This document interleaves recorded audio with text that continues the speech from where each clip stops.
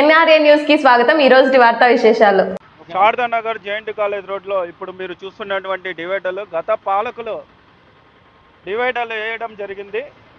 గతంలో ఉన్నటువంటి స్థానిక ప్రజాప్రతినిధులు కావచ్చు, గత పాలకులు కావచ్చు, ఇంతవరకు అయితే ఈ డివైడర్లు వేసి కనీసం అంటే చెట్లు కానీ మొక్కలు కానీ నాటడం లేదు.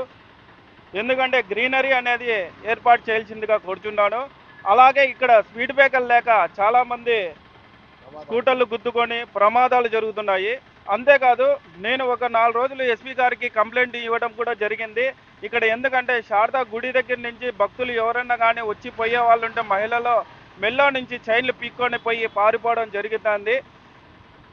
ఎస్పీ గారికి కూడా నేను ఏమని విన్నవించానంటే, అయ్యా సార్, మా జెయింట్ కాలేజ్ రోడ్లో ఉన్నటువంటి అక్కడక్కడ మీరు సీసీ కెమెరాలు ఏర్పాటు చేయాలా.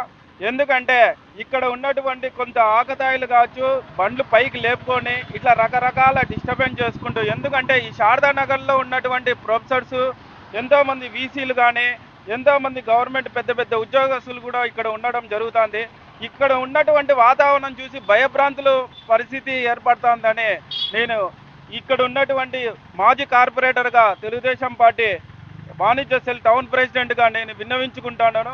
అయ్యా, ఇప్పుడైనా సరే మీరు ఇక్కడ ఉన్నటువంటి చెట్లను ఏర్పాటు చేయాలి, డివైడర్లు ఏర్పాటు చేయాలి, అలాగే సీసీ కెమెరాలు కూడా ఏర్పాటు చేస్తే దానికి ఎస్టిమేషన్ ఏంటి, సీసీ కెమెరాలకు ఎంత అవుతుందో మా వంతు మేము ఇస్తాము, అలాగే ప్రజలు కూడా వాళ్ళ వంతు వాళ్ళు కూడా ఇవ్వడం జరుగుతుందని నేను ఈరోజు విన్నవించుకోవడం జరుగుతుంది.